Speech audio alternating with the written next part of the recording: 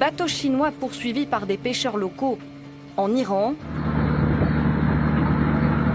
à Djibouti. On les a pris en flagrant délit. Ou au Sénégal. Des cas de surpêche, souvent illégale, filmés par nos observateurs dans le monde entier. L'objectif, dénoncer des actes aux conséquences désastreuses pour l'environnement et l'économie, alors qu'en 50 ans, la moitié des populations marines a déjà disparu à cause des activités humaines. Derrière cette catastrophe écologique, la pêche industrielle, pratiquée par de nombreux pays. Japon, Corée du Sud, Espagne, France, mais surtout par la Chine, plus grande flotte de pêche au monde et premier exportateur de produits de la mer. Des navires qui flirtent parfois avec les limites de la légalité, loin des regards. Les communautés locales tentent de riposter en filmant ces abus avec leur téléphone portable, dans l'espoir de préserver les écosystèmes en même temps que leurs sources de nourriture et de revenus.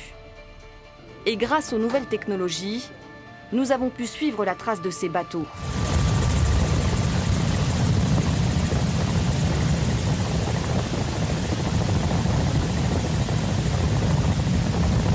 Des navires industriels en train de capturer des tonnes de poissons.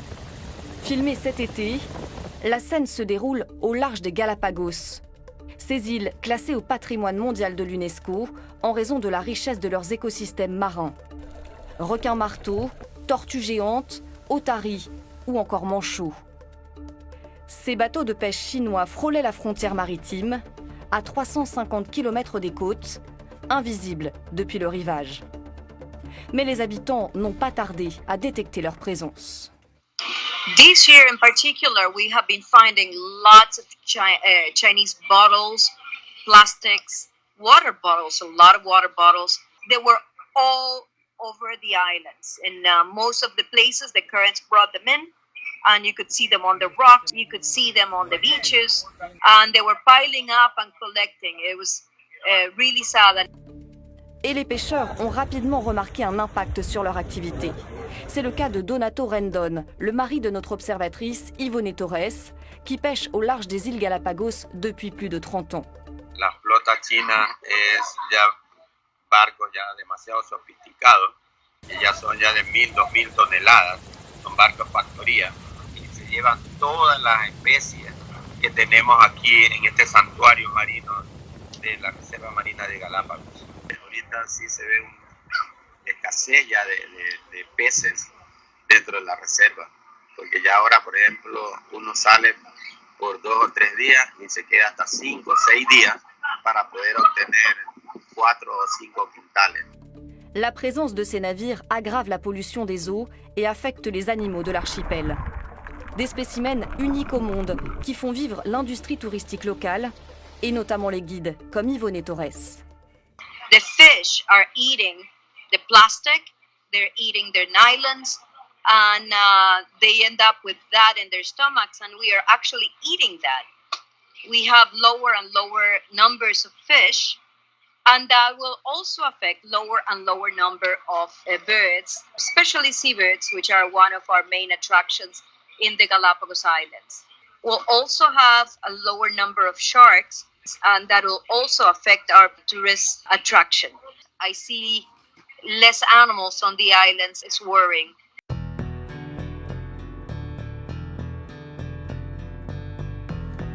Nous avons essayé d'en savoir plus sur cette flotte chinoise grâce au site Global Fishing Watch.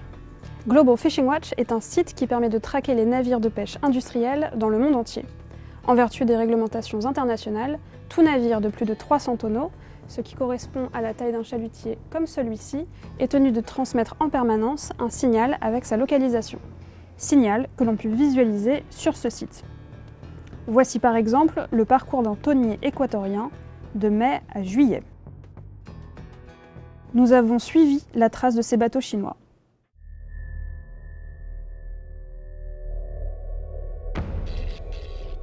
Chaque couleur correspond à un bateau de pêche.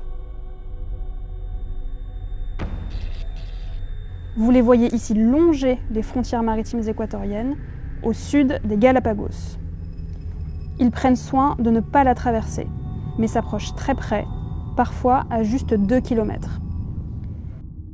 Sur ce site, on ne les voit à aucun moment entrer dans les eaux territoriales. Nous avons pu suivre 170 navires battant pavillon chinois. Mais les analystes de Global Fishing Watch ont pu en identifier encore davantage. At times there's been up to 350 vessels, including the bunker vessels and the transshipment vessels.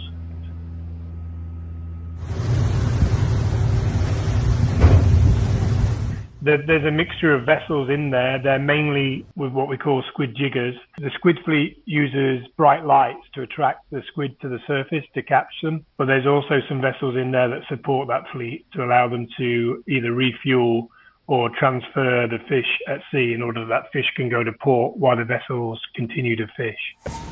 Nous avons pu suivre la trace de ce cargo frigorifique. On le voit ici en train de récupérer la cargaison de 2 bateaux de pêche au calamar. On distingue son nom, le Yongxiang 9. Ce navire de plus de 9000 tonneaux bat pavillon panaméen, mais il est géré par une entreprise basée à Hong Kong. Il a récupéré le stock de poissons d'au moins une quinzaine de navires près des Galapagos. Impossible de savoir combien exactement, son signal GPS a été désactivé 5 jours avant d'être filmé, ce qui est illégal pour un navire aussi grand.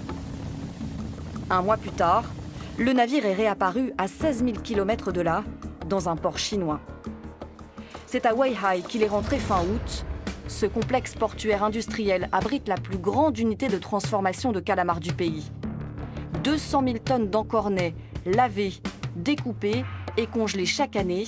Destination la Chine, les pays voisins, mais aussi la France, l'Espagne et les États-Unis.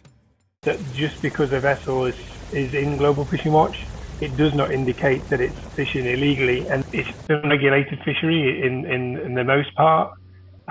There could be illegal activity occurring in there. Part of the difficulty is understanding who's authorised, who's not authorised, who's there, who's not there. What are they actually catching? Is there shark bycatch? Ce n'est pas la première fois que des navires chinois viennent près des Galapagos pour pêcher. En 2017, ce navire avait été saisi dans la réserve par l'armée équatorienne avec 300 tonnes de poissons à bord, dont 6000 requins. La détention et le transport de ces espèces protégées ont valu à l'équipage des peines de prison ferme. And when you've got somewhere as sensitive as Galapagos, so close to where that fishery is occurring, we have to be sure that the extraction of the fish is not damaging what that reserve was set up to protect.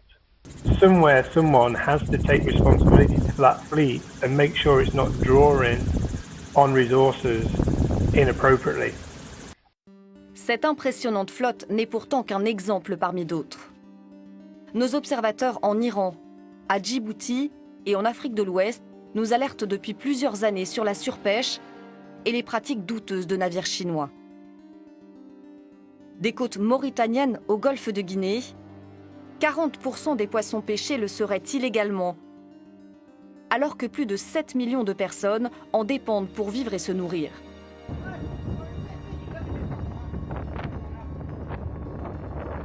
Ces images ont été tournées au large de la Côte d'Ivoire par des pêcheurs ivoiriens embauchés à bord d'un chalutier chinois. Ce grand dauphin gris, espèce protégée, a ensuite été, selon eux, conservé et transporté à bord du bateau, ce qui constitue un délit.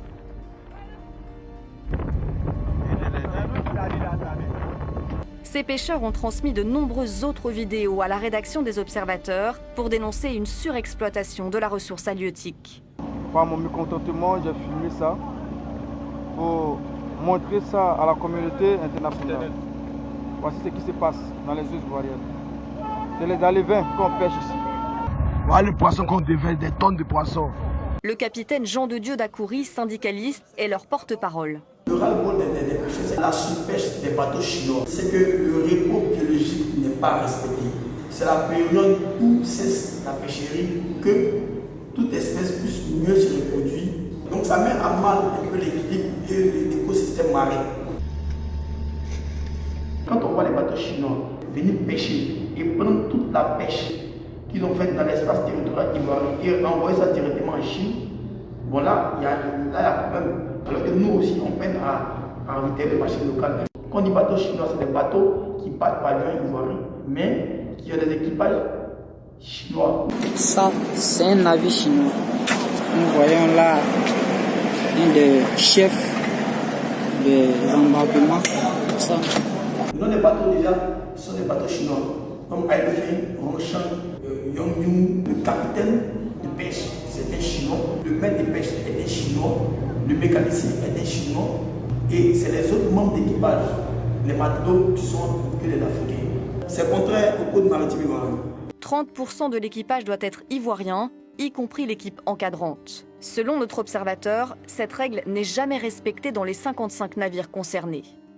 La nuit encore, on va travailler, plus que les esclaves. Il y a une mafia qui ne dit pas son nom, qui traîne depuis des années et qui met à mal d'abord la vie même des marins pêcheurs. Sur 80 bateaux de pêche basés au port d'Abidjan, 55 sont gérés par des sociétés mixtes, des entreprises de droit ivoirien gérées par des ressortissants chinois. Cela permet à ces bateaux d'obtenir des licences de pêche et de naviguer sous pavillon ivoirien. En essayant de les tracer sur des outils en ligne, nous avons remarqué que presque tous n'activent pas leur balise GPS. Comme celui-ci, le Hailufeng 11, détenu par la société mixte Aina. Pour un navire de cette taille, c'est illégal. En juin 2020, l'entreprise a d'ailleurs été condamnée à 6 600 € d'amende par les autorités du Nigeria. Ces pratiques sont courantes dans toute la région, notamment au Sénégal et en Mauritanie. Elles ont de graves conséquences. 50% des espèces y sont surexploitées, l'un des taux les plus élevés au monde. Comme d'autres pêcheurs de la région, notre observateur dénonce un laisser-faire des gouvernements africains face aux armateurs étrangers. La dernière fois que des critiques ont été publiquement formulées contre la Chine, c'était en décembre 2015. 24 États africains avaient alors demandé à Pékin de faire cesser la pêche illégale. On sait que beaucoup de ces bateaux chinois ont été épinglés au niveau de la sous-région dans des actes de pêche INN, illégales, non réglementaires et non déclarés. Parce qu'il y a des maillages qui ont été réduits, il y a des captures d'espèces qui ne sont pas dans les licences, il y a des captures d'espèces qui sont interdites, il y a des pêches dans les zones qui sont interdites. Donc ce qui se passe à Côte d'Ivoire, c'est ce qui s'était passé au Ghana et au Nigeria.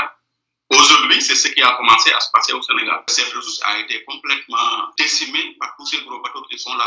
Une bonne partie de la pêche aujourd'hui est transformée en farine de poisson. Aller nourrir des animaux en Europe ou bien en Asie, ou bien même nourrir des poissons d'élevage.